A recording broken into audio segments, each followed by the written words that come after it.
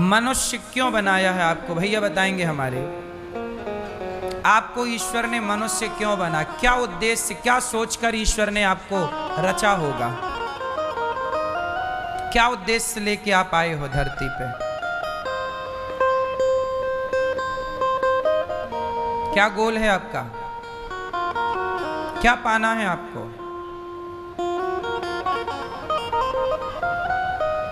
चश्मा वाली मैया बगल में, आपको ईश्वर ने मनुष्य क्यों बनाया है?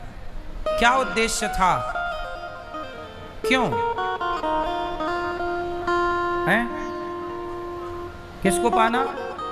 भगवान को पाना।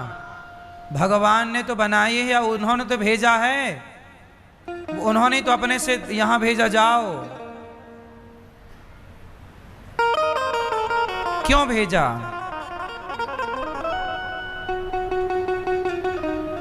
क्यों? आप बताओ। भगवान ने आपको मनुष्य क्यों बनाया है? भगवान का नाम जपने के लिए। जपते हो कितना?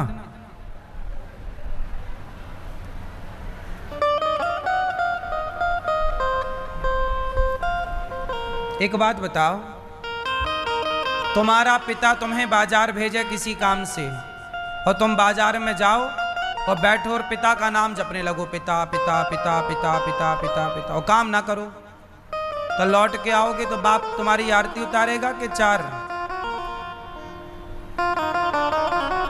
जमाएगा कि नहीं?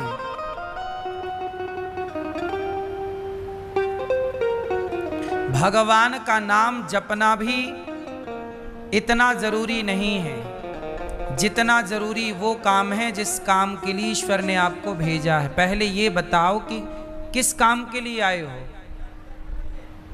अब देखो, आप आ गए, आप आके आधे बूढ़े भी हो गए और कुछ लोग तो बूढ़े होके जाने की भी तैयारी में हैं, पर पता ही नहीं कर पाए कि आए क्यों थे, और बिना पता लगाए चले भी जाएंगे। कितने जा चुके, ये बिना जाने कि आए काहे थे, आए क्यों थे। आए और चले गए, खत्म कहानी। क्यों आए थे कोई नहीं बता रहा है। क्यों? प्रश्न सही है कि गलत है? प्रश्न तो सही है कि आप आए क्यों हैं, लेकिन आप, ये सवाल आपसे है, कभी अपने से पूछना कि हम क्यों आए हैं। सारी जिंदगी हम क्या यही करने आए हैं जो कर रहे हैं? अब सुनो, हम क्यों आए हैं। भगवान का भजन, भगवान का नाम जपो, पर इस नाम जप से भी बड़ा एक काम है। क्या? भगवान क्या कहते हैं? हे अर्जुन, रामचरितमानस में क्या कहते हैं, वेदों में क्या कहते हैं, पुराणों में क्या कहते हैं? धर्मो रक्षति रक्षिता। भैया आप सत्य बोलो, सत्यम वद। क्या, किस रास्ते पर चलो? सत्य के रास्ते पर चलो, सत्य बोलो, दया करो, और परहित सरिस धर्म नहीं भाई। हम क्यों आए हैं संसार में? इसलिए आए हैं कि हमें कोई भी मिल जाए, चाहे कुत्ता मिले, गाय मिले, पक्षी मिले, पशु मिले, इंसान मिले, नारी मिले, पुरुष मिले, कोई भी मिले, यदि उसे दवाई की जरूरत है तो हम दवाई करके उसको उस दुख से दूर करें। भूखा है तो रोटी देकर उसका दुख दूर करें। मतलब हमें ईश्वर ने भेजा है कि जाओ तुम लोगों का दुख दूर करो, जाओ लोगों की हेल्प करो, लोगों की मदद करो। हम उद्देश्य क्या लेकर आए हैं? सर्वहिताय, सबका हित करने के लिए, सबका भला। सबका क्या करना है? सबका भला। लेकिन आज का आदमी इतना स्वार्थी हो गया कि सबका भला तो भूल गया, केवल खुद के भले में लगा है और खुद का भला भी नहीं कर पा रहा है। वो खुद के भले के चक्कर में खुद का बुरा कर लेता है। कैसे? जैसे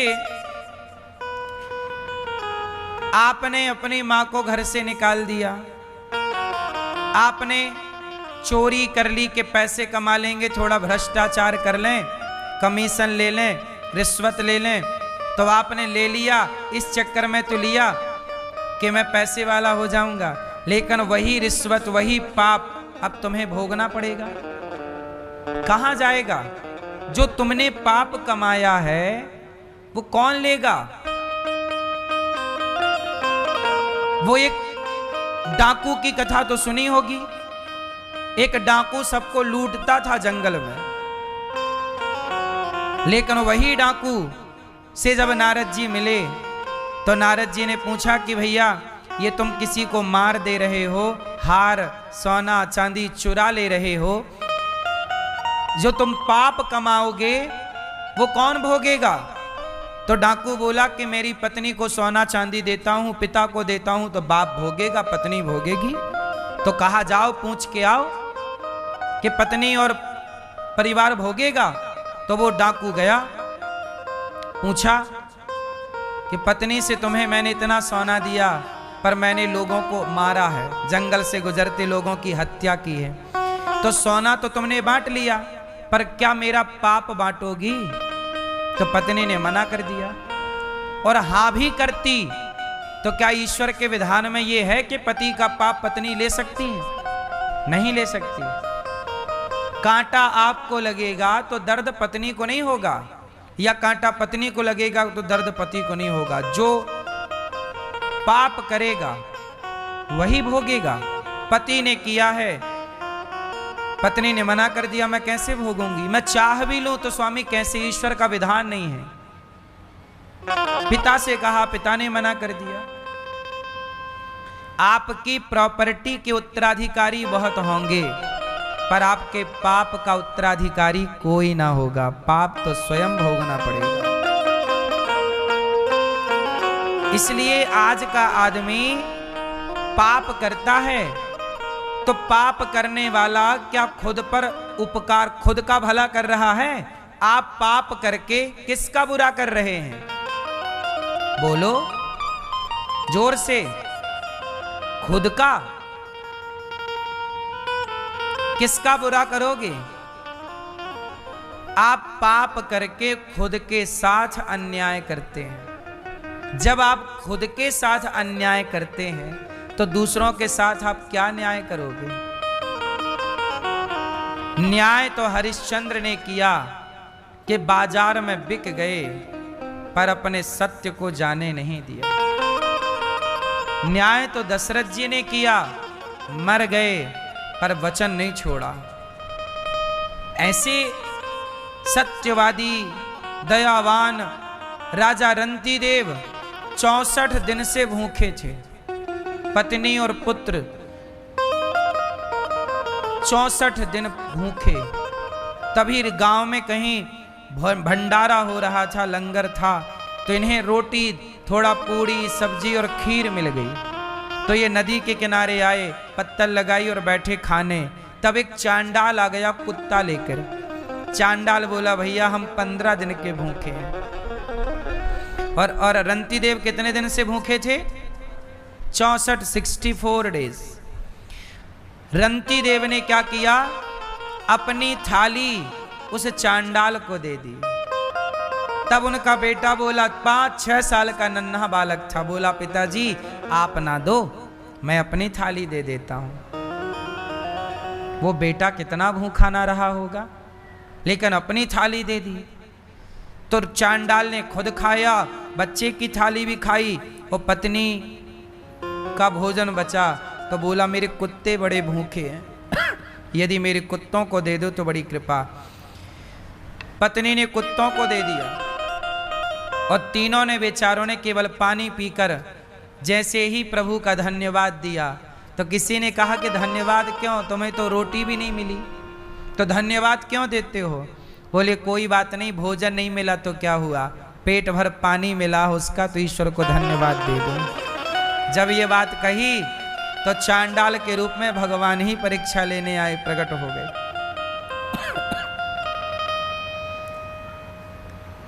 अब बताओ, खुद भूखे रहकर लोगों का पेट भरना, ये है ना मानव जीवन की सार्थकता। लेकिन आजकल तो आदमी दूसरों की थाली से रोटियां छीन रहा है, दूसरों के पेट में लात मारे जा रहा है,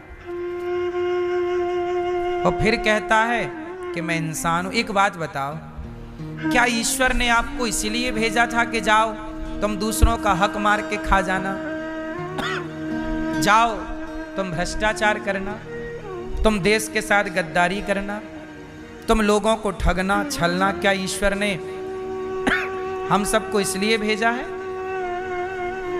बोलो मेरी मां, पूछना ये सवाल सब लोग अपने आप से कि इस संसार में आने का मूल उद्देश्य क्या है, क्या करने आए हैं हम सबके काम आए, सबकी सेवा करें। इसलिए ये दास अनिरुद्ध को जब भगवान ने मनुष्य का शरीर दिया तो मैं बहुत खुश हूं इस बात से कि परमात्मा ने मुझे 84 लाख योनियों से निकालकर ये सुंदर मानव के शरीर में बिठाया। अब इस शरीर से जितना हो सके सेवा कर लूं, क्योंकि ये शरीर आज है कल नहीं रहेगा। ये शरीर भी मेरा रोज जा रहा, मैं रोज मर रहा हूं। बोलो हाँ, मैं 34 साल का हूं तो मेरे जीवन के 33 साल मर ही तो गए। मैं 34 वर्ष का हूं तो मेरे जीवन के 33 साल क्या हुए, मर गए। मेरा लड़कपन मर गया, मेरी जवानी मरी जा रही है। मैं अपने से सवाल करता हूं अनिरुद्धाचार्य, तेरा लड़कपन मर गया, ये जवानी मरी जा रही है, ये बता तूने क्या पाया इस शरीर को पाकर? तो मैं ईश्वर से कह पाऊंगा कि प्रभु आपने शरीर दिया था तो मैंने किसी का गला नहीं दबाया, किसी की थाली से रोटियां नहीं छीनी, बल्कि सबको सबकी थालियों तक रोटी पहुंचाने का काम इस शरीर ने किया है। इसलिए गौरी गोपाल लंगर चलता है, भंडारा। 25 से 30 हजार लोग पर डे भोजन करते हैं यहाँ पर, आप चेक कर सकते हैं। सबको रोटी देना, किसी की रोटी ना छीनना, यही हम करने आए हैं। आजकल बेटा अपने माओ को घर से निकाल रहे हैं, तो उन बेसहारा माओ को ये दास अनिरुद्ध यहाँ सेवा करता है, रखता है। 308 वृद्ध माँ यहाँ रहती हैं, वही माएँ जिनको अपने बच्चों ने घर से निकाल दिया। ये करने आए हैं हम। इंसानियत का मतलब क्या है? हम भी यदि तुम्हारे पेट पे लात मारने लग जाएं, हम भी तुमसे नफरत करने लग जाएं, हम भी छल कपट करने लग जाएं, तो बताओ क्या ईश्वर ने हमें ये सुंदर शरीर आपको धोखा देने के लिए दिया है? आज सच बताना, इंसान इंसान को धोखा दे रहा है कि नहीं? बेटा अपने माँ को धोखा दे रहा है, अपने बाप को धोखा दे रहा है। सवाल है, क्या हम ये धोखा देने आए हैं? क्या ईश्वर हमसे सवाल नहीं करेंगे कि भाई तुझे भेजा था, तूने क्या किया? तूने क्या किया? इसलिए धोखा ना दो। यदि आप किसी को धोखा दे रहे हैं तो समझ लो वो धोखा आप स्वयं को दे रहे हैं। किसी को ठग रहे हैं तो आप किसी को क्या ठगेंगे? कितना ठगोगे यार? तुम ही ठगे जाओगे एक दिन। क्या ठगोगे तुम? कितना ठगोगे? दुर्योधन भरी सभा में जब द्रौपदी के कपड़े उतरवा रहा था दुशासन से, तो बताओ दुर्योधन द्रौपदी के कपड़े उतार रहा था या वो स्वयं अपनी इज्जत उतार रहा था? बोलो। दुर्योधन ने उतारा तो द्रौपदी के कपड़े था दुशासन के द्वारा, पर द्रौपदी के कपड़े वो ना उतार पाया, लेकिन स्वयं की समाज में इज्जत उतर गई। आज तक किसी बाप ने अपने बेटे का नाम दुर्योधन नहीं रखा तब से। बोलो, रखता है कोई बाप अपने बेटे का नाम दुर्योधन? आपको क्या लगता है कि दुर्योधन द्रौपदी के साथ गलत कर रहा? नहीं, दुर्योधन ने द्रौपदी के साथ गलत नहीं किया, उसने खुद के साथ गलत किया। इसलिए सजा द्रौपदी को नहीं मिली, सजा अंत में दुर्योधन को मिली। बोलो हाँ। आज युगों के बाद भी उस दुर्योधन का समाज में सम्मान स्थापित ना हो सका। रावण, आपको क्या लगता है रावण ने सीता को दुख दिया? सीता मां को कितना दुख दिया रावण ने? जितना दुख दिया, रावण के सामने रावण के 1,00,000 बेटे मर गए। पूछो उस बाप से जिस बाप के आगे उसके बेटे मर जाएं। इस धरती का सबसे बड़ा दुख जानते हो क्या है? पिता के आगे पुत्र की मृत्यु, यही सबसे बड़ा दुख है।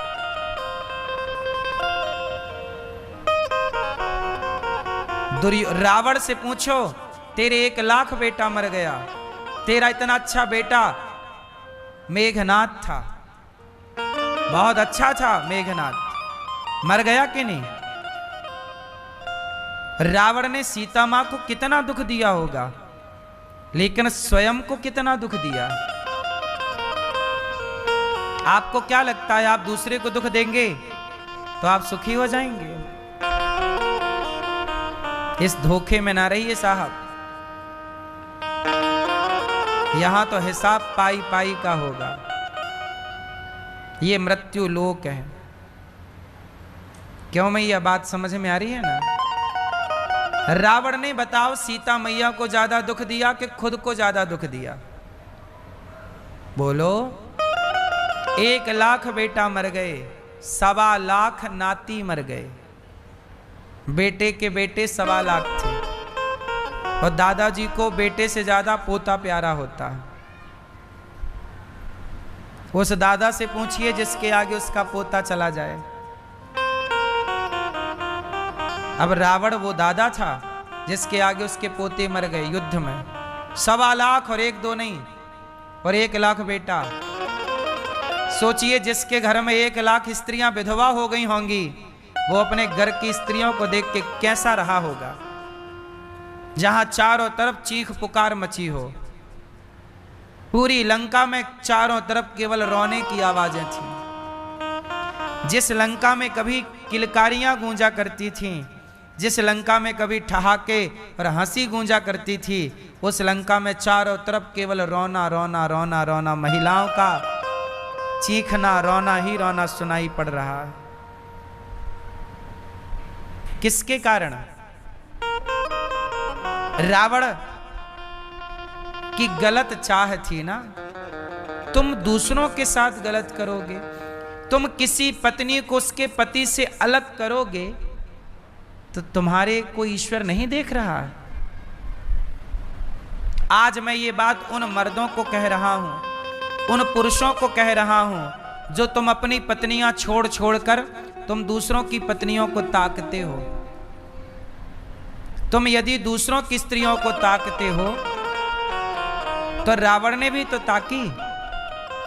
परिणाम रावण का क्या हुआ? तुम बच जाओगे? रावण जैसे नहीं बचे। तुम किस खेत की मूली हो? इसलिए बचो गलत काम करने से। ये कथाएं, ये इतिहास केवल पढ़ने के लिए नहीं है, जीवन में उतारने के लिए है। इस रास्ते पर चलने के लिए है कि हम ये गलतियां ना करें। इतिहास में हुई थी तो परिणाम क्या हुआ, हम करेंगे तो परिणाम क्या होगा। आज एक स्त्री गलत करती है तो क्या उसकी सजा उसके पूरे परिवार को नहीं मिलती? बोलो। अब बताओ, अभी एक लड़की ने अपने पति को हनीमून मनाने के बहाने और खाई में मार के फेंक दिया। राजा नाम का लड़का, सोनम नाम की लड़की। चलो, वो सोनम ने तो पति का मर्डर किया अपने यार के लिए और वो तो जेल में बैठ गई। लेकिन एक बात बताओ, क्या आज भी उसके पिता को, उसकी माँ को, उसके भाई को क्या आज भी समाज सजा नहीं दे रही है? गलती तो उस लड़की ने की, पर समाज की नजरों से तो उसका भाई भी गिर गया ना। समाज क्या उस भाई को, उस पिता को, उसकी मां को सम्मान देगा? जबकि उसकी मां की क्या गलती थी, उसके भाई की क्या गलती थी, उसके बाप की क्या गलती थी? उसके बाप ने तो अच्छा तेरे लिए लड़का ढूंढ के दिया कि मेरी बेटी खुश रहेगी, ये लड़का अच्छा है, इसका परिवार अच्छा है। तेरे लिए तो बेहतर प्लानिंग की थी, पर गलती तूने की लड़की, तेरी गलती से तू तो जेल चली गई, सजा तुझे मिली। पर याद रखना, उसके माँ बाप को सजा मिली कि नहीं मिली? बोलो। समाज की नजरों से वो गिर गए कि नहीं वो माँ बाप? लोग तो यही कहेंगे ना, तेरी बेटी देख, तेरी बहन देख। ये लोग सोचते नहीं हैं। आप कोई भी काम करते हो, उसका प्रभाव आप पर, आपके परिवार पर, आपके समाज पर, आपके देश पर पूरा पूरा प्रभाव पड़ता है। इसलिए कहते हैं हमारे ऋषि मुनि कि बिना विचारे जो करें सो पाछे पछताएं। अब वो सोनम पति को मार के अब जेल में बैठी क्या कर रही होगी? खुश हो रही होगी क्या कि मैंने बहुत बढ़िया किया? क्या वो वहां नाच रही होगी क्या? वो अपने हर पल घुट घुट के मर रही होगी कि मैंने ऐसा क्यों किया? पर अब पछताए होत क्या, जब चिड़िया चुग गई। अब क्या होगा? अब तो हो ही गया जो होना था। इसलिए कहता हूं, बिना विचारे जो करें सो पाछे पछताएं, और काम बिगाड़ें आपनो, जग में होत हंसाएं। इसलिए भगवान ने आपको ये मानव शरीर दिया है तो आप अच्छे काम करिएगा। भगवान ने ये शरीर दिया है इसलिए कि आप किसी के काम आए, इसलिए नहीं दिया कि आप किसी को मार डालें, किसी के साथ गलत करें। इसलिए दास अनिरुद्ध, इन हाथों से मैं किसी का गला कभी नहीं दबा सकता। मैं सदा इन हाथों से अपनी वृद्ध माओं के पांव दबाता हूं, क्योंकि ये पांव दबाने के लिए मिले हैं। अपने पिता के पांव दबाओ, अपने माता के पांव दबाओ, ये अपने पति के पांव दबाओ। ये हाथ मिले हैं सेवा के लिए, हाँ या ना? इसलिए ये मानव जीवन बहुत अनमोल है। हम मर के जाएंगे तो भगवान हमसे पूरे 100 वर्षों का हिसाब मांगेंगे। मेरी उम्र जितनी होगी, 50 होगी तो 50 वर्ष का मुझे हिसाब देना पड़ेगा। 100 वर्ष होगी मेरी आयु तो मुझे 100 वर्ष का। आप लोगों की आयु जितनी होगी, आपको उतनी आयु का हिसाब मांगेंगे परमात्मा। देना मेरी माँ, हिसाब तो देना ही पड़ेगा। क्यों भैया, कि नहीं देना पड़ेगा? यहां की सरकार को हिसाब देना पड़ता है साल में मार्च के बाद, मार्च तक एंडिंग। जब यहां की सरकार को हिसाब देना पड़ता है तो वो तो जगत की सरकार है, उसे तो हिसाब देना ही पड़ेगा। कौन बचा है उसकी सरकार से, कौन बचा है उसके हिसाब से?